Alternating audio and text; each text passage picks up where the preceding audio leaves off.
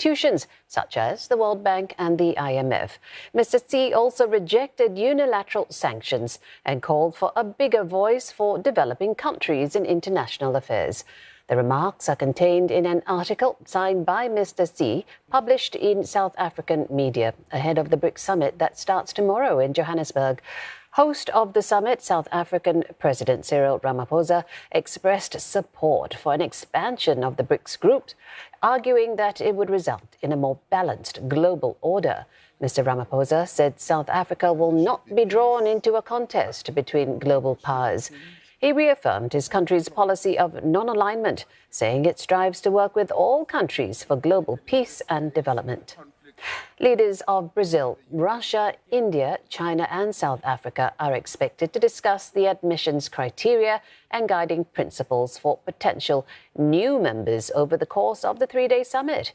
For African nations, potential admission will be a big talking point as the 15th summit gets underway. What type of announcement is going to come out? Is it going to be an announcement to say they have negotiated and agreed to a framework of principles, standards and normative criteria that will define what expansion will mean in terms of enabling countries to apply to become members of an expanded BRICS? Or would it just be to say that the expansion is something that we're going to go forward with, but not necessarily a kind of announcement that it's a done deal?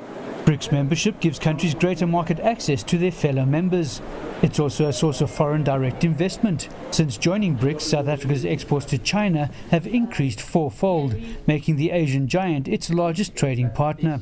India ranks 8th for imports in 2022, though Brazil and Russia do not currently feature amongst South Africa's top 25 trading partners. BRICS already represents more than 40% of the global population, and leaders of the current member countries see significant value in adding more developing economies. Listen, the more developing countries come together to collaborate and to deal in a collective way with inequalities that are always concomitant with developing countries, the better. And it means the more united, the more cohesiveness is that category of nations. Egypt, Ethiopia and Nigeria are among 6 African countries bidding for membership. But in order to join, they require unanimous support.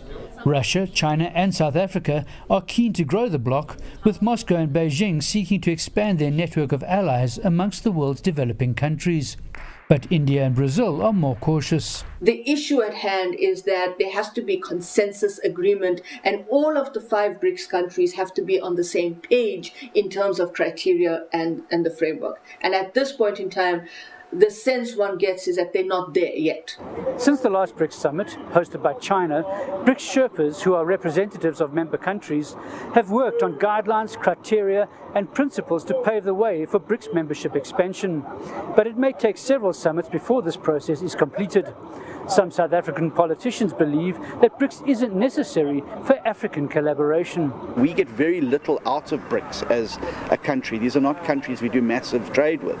But I think there would be a much greater benefit from there being greater solidarity on the African continent in terms of creating strategic alliances that you're then able to go out to the rest of the world with.